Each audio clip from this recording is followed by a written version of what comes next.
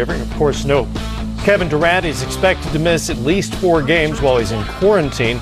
No problem early on because Kyrie Irving hijacked the highlight. This guy is an amazing player, and just keeps getting better with age and just slowed down, which made him even more deadly. Hit his first 9 shots, and after 1 quarter, it was Kyrie 18, the Jazz 14. Donovan Mitchell having his struggles early on. Threw that away. Kyrie will get it. He fouls Irving. Woo! Not going great. Irving still at it. Oh, look at that. Splits everybody. Oh. Check out this pass, CP.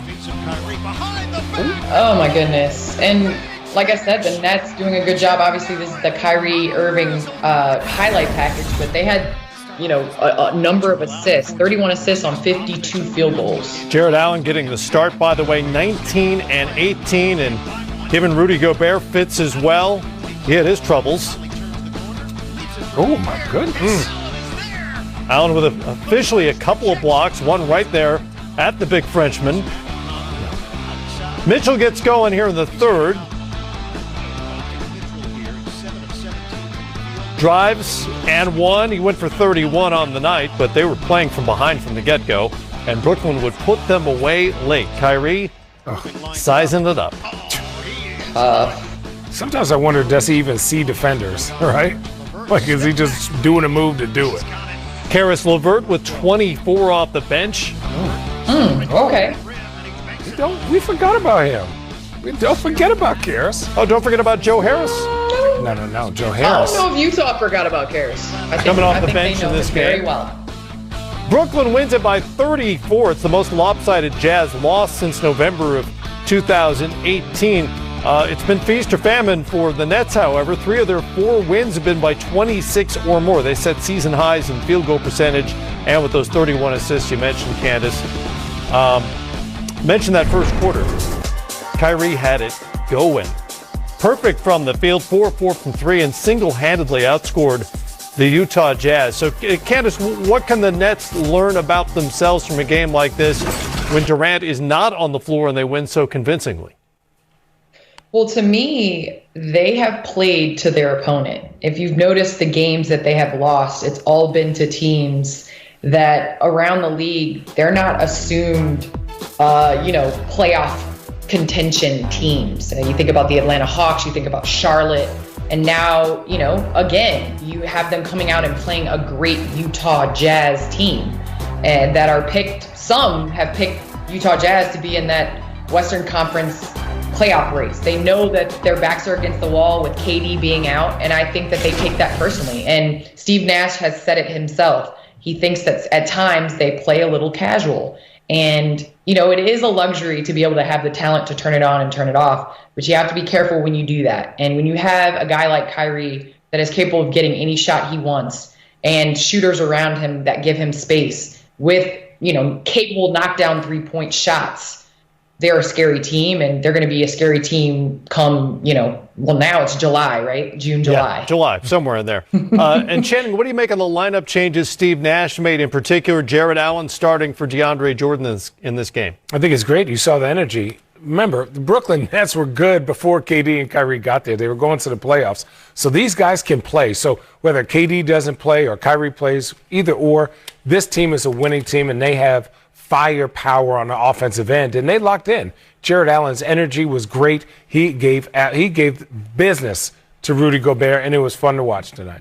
All right, let's check out the Timberwolves and the Denver Nuggets. Denver's been one of the more disappointing teams at the start of the season, just 2-4 as the night began. Minnesota also 2-4 as they tipped off, but playing without Karl Anthony Towns for now 5 straight games with that wrist injury. What? Nicole, look at that pass to Michael Green. People don't know how hard that is on the run. So good. How about Facundo Campazzo? Uh-oh. Oh, yeah. He's fast. He's fast. The Argentine has speed, great passer as well. He had a good game.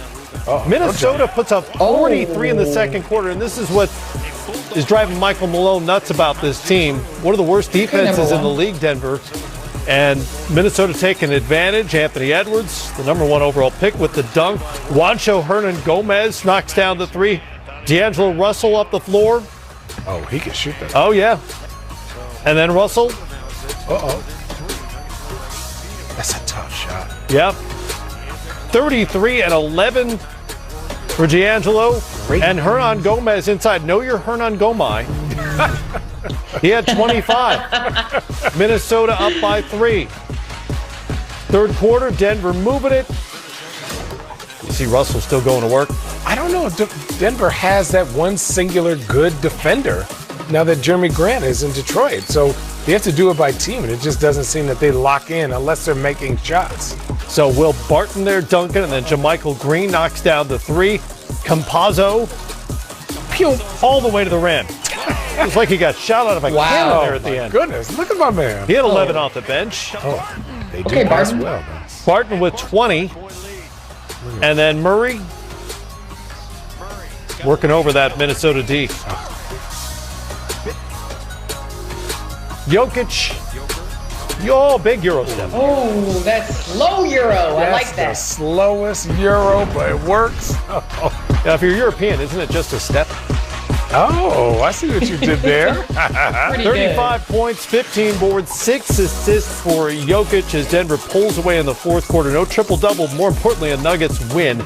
By the way, Jokic has joined Oscar Robertson as the only players in NBA history with at least 160 points, 80 rebounds, and 80 assists in their team's first 7 games of the season. Wow. He's good. A reminder, on our way to break, Wednesday night means crunch time presented. They off and running. They do a lot of that this year. LeBron finishing himself. He's 36. Yeah, I don't move like that last year. I'm 37. I was not moving like that. Grizzlies bench kept them in this game in the first half. They scored 21 of the team's 24 in the first quarter. Gorgie Jang knocking down the 3. Here's Talen Horton-Tucker to Anthony Davis. And CP, he was feeling the 3 on Tuesday. Yeah, AD lived out by the three-point line, and he knocked him down 4 for 10 from 3. Slow-mo, Kyle Anderson banks home the runner and 1. Memphis up by 6. They led by 4 at halftime. Third quarter, here comes James. Kind of setting the tone with a couple of really tough fadeaways in the second half. Unguardable. And, you know, Marc Gasol, one of the most underrated big man passers. He going to find Bron. Bron's a big target. And then, I taught him a couple things in our year in Cleveland, you know, get that 3-ball going. Lakers were just 9 of 31 from three-point range as a team. DeAnthony Melton sneaks in for the block on AD, and then watch Melton going the other way and hammering that home. Listen. Horton-Tucker too late in the picture at the wrong time. Dennis Schroeder to AD in the corner. Took a career-high 10 three-point attempts, knocked down 4 of them.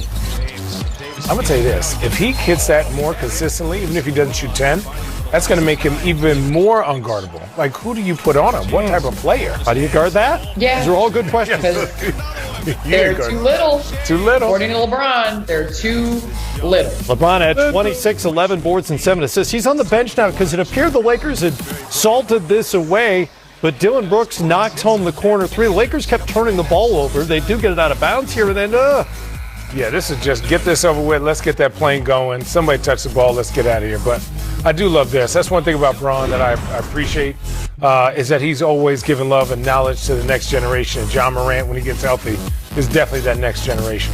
Memphis has lost 2 in a row, 3 of their last 4. The Lakers finished their trip 4-0. James said afterward he understood it wasn't exactly pretty, but you try to keep things simple. You know, just trying to execute offensively, not turn the ball over.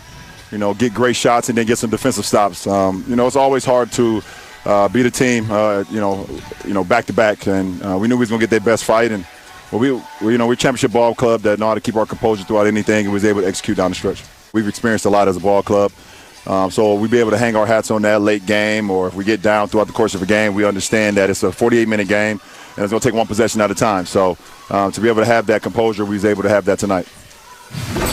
Well, guys, the Grizzlies obviously were game, but the Lakers had a huge advantage in terms of big game experience, of course, and top-end talent with AD and LeBron. And Channing, you know as well as anybody what LeBron can mean in the fourth quarter of a close game. Yeah, he's just going to make the right play almost every single time. And that's the thing. He's going to find the open guy. If you're hot, he's going to run a play for you. And for then, he was hitting shots. So that fadeaway was unguardable. There's nobody out there on that team, at least now, that was going to challenge any of his shots. So for him, he was just taking advantage. It was a tough game mentally and physically. You know, these guys are getting older. And so he's just kind of slowing the game down, making it methodical, and just hitting big shots when they needed it. And he did, and they accepted. They'll take the win. And Candace, Anthony Davis, you know, Frank Vogel is apparently telling him he wants him to take at least 5 threes per game. He got off 10 in this game, and it just gives opponents one more thing to think about for a guy who gives you a whole lot to think about before a game begins. Well, when you're a guy that's 7 foot, that's shooting 4 of 10 from beyond the 3-point line, there's not much the other team can do besides just pray that the ball doesn't go in. Memphis, they knew from the get-go they did not have an answer for AD. On the defensive end, you have this 7-footer that's running your break, that's throwing alley-oops to Kyle Kuzma, played point guard in high school. That's where he gets the handle from. I love versatility. And right here, you know, you don't want to come in and clog up the middle. You have Marc Gasol that's capable of making a play. Valanciunas has help side, but then again, you're closing out to one of the best players in the NBA at 7 foot, stretching the defense. And then here's Schroeder making a great play. That's Jang's help. He's got to come in, slow to the rotation. Again, AD knocking down a 3. And we saw at the end of last year, the ability for LeBron and AD to play a pick and roll. And because of their 3-point shooters, because of the